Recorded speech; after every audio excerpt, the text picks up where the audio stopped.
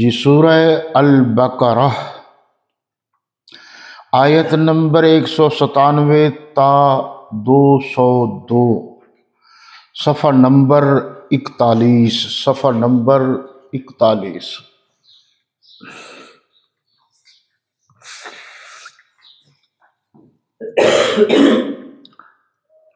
الحمد للہ وکفی وسلام علی عبادہ الذین اصطفی، اما بعد فاعوذ باللہ من الشیطان الرجیم، بسم اللہ الرحمن الرحیم۔ الحج اشہر معلومات، فمن فرض فیہن الحج فلا رفث ولا فسوق ولا جدال فی الحج، وما تفعلوا من خیر یعلمہ اللہ، وتزودوا فإن خیر الزاد التقوی، واتقون یا اولی الالباب۔ لیس علیکم جناح ان تبتغوا فضلا من ربکم فإذا افضتم من عرفات فاذکروا اللہ عند المشعر الحرام واذکروہ کما ھداکم وَإِن كُنتُم مِّن قَبْلِهِ لَمِنَ الضَّالِّينَ ثُمَّ أَفِيضُوا مِنْ حَيْثُ أَفَاضَ النَّاسُ وَاسْتَغْفِرُوا اللَّهَ إِنَّ اللَّهَ غَفُورٌ رَّحِيمٌ۔ فَإِذَا قَضَيْتُم مَّنَاسِكَكُمْ فاذكروا اللَّهَ كذكركم آباءكم أو أشد ذكرا، فمن الناس من يقول ربنا آتنا في الدنيا وما له في الآخرة من خلاق، ومنهم من يقول ربنا آتنا في الدنيا حسنة وفي الآخرة حسنة وقنا عذاب النار، اولئک لهم نصیب مما کسبوا واللہ سریع الحساب۔ صدق اللہ مولانا العظیم۔ بامحاورہ سلیس اور آسان اردو زبان میں کچھ ترجمہ یوں ہے: حج کے مہینے معین ہیں جو معلوم ہے، تو جو شخص ان مہینوں میں حج کی نیت کر لے تو حج کے دنوں میں نہ عورتوں سے اختلاط کرے اور نہ کوئی برا کام کرے اور نہ کسی سے جھگڑے، اور جو نیک کام تم کرو گے وہ اللہ کو معلوم ہو جائے گا، اور زاد راہ سفر خرچ یعنی رستے کا خرچ ساتھ لے جاؤ، کیونکہ بہتر فائدہ زاد راہ کا پرہیزگاری ہے، اور اے اہل عقل مجھ سے ڈرتے رہو۔ اس کا تمہیں کچھ گناہ نہیں کہ حج کے دنوں میں بذریعہ تجارت اپنے پروردگار سے روزی طلب کرو، اور جب عرفات سے واپس ہونے لگو تو مشعر حرام یعنی مزدلفے میں اللہ کا ذکر کرو، اور اس طرح ذکر کرو جس طرح اس نے تم کو سکھایا، اور اس سے بیشتر تم لوگ ان طریقوں سے محض ناواقف تھے۔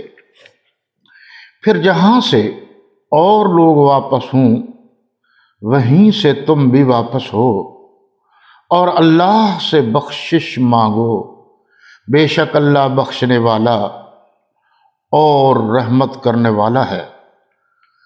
پھر جب حج کے تمام ارکان پورے کر چکو تو منا میں اللہ کو یاد کرو، جس طرح اپنے باپ دادا کو یاد کیا کرتے تھے، بلکہ اس سے بھی زیادہ۔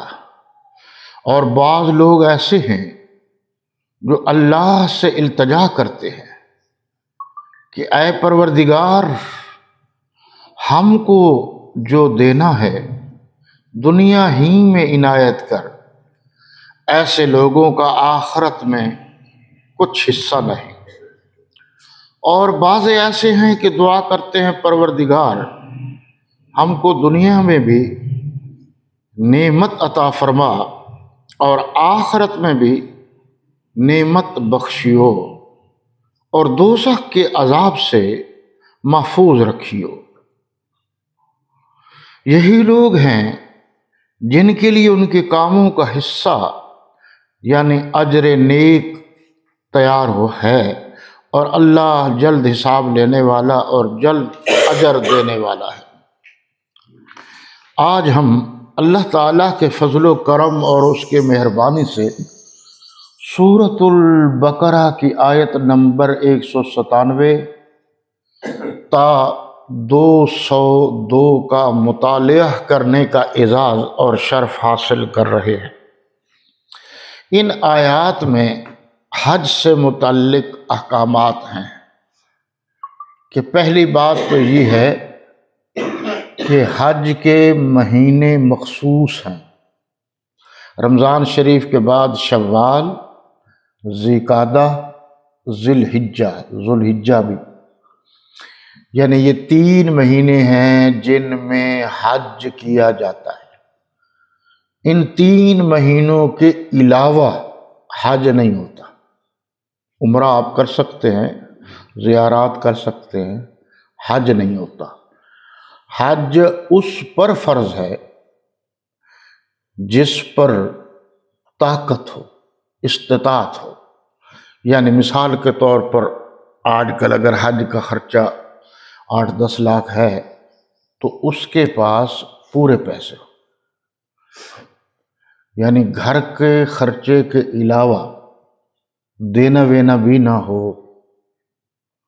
ٹھیک ہے جی، اور بچوں کی ضروریات بھی پوری ہوں، یعنی وہ 2-2.5 مہینے تقریباً لگ جاتے ہیں، تو 2-2.5 مہینے میں وہ پیچھے جو ہے اس کے بچوں کے اخراجات پورے ہوں، پھر وہ حج پر جائے۔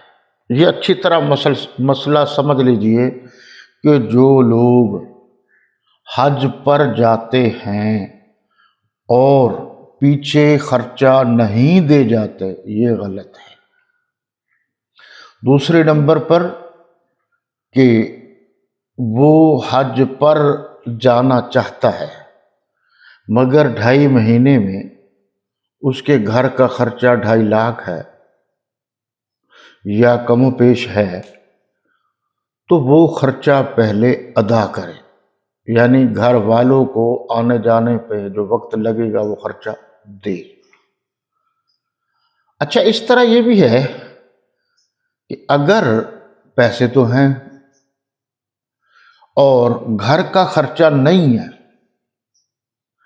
اور اس سے کوئی بندوبست بھی نہیں ہو سکا کہ کسی قریبی دوست سے، رشتہ دار سے کہے کہ بھائی میں ذرا باہر جا رہا ہوں تو میرے پیچھے یہ جو آپ خرچ کریں گے بچوں کو دے دینا، میں آ کے آپ کے حساب کتاب کر لوں گا، یا میرا لینا دینا ہے،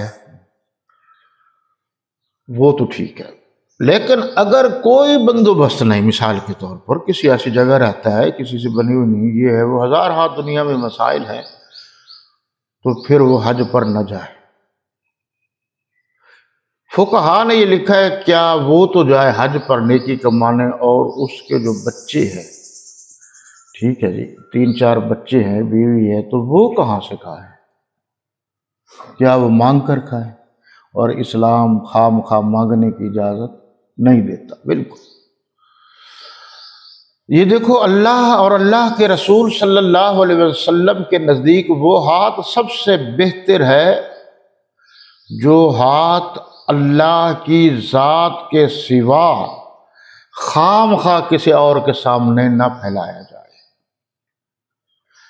ہمارے ہاں بڑی کمزوریاں بھی ہیں کہ ایک اچھی بات کو غلط بات کی طرف لے جایا جاتا ہے۔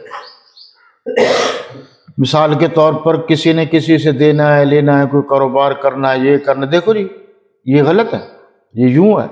وہ اللہ کے نیک بندو، اللہ کے نبی صلی اللہ علیہ وسلم کی زندگی کا مطالعہ کرو۔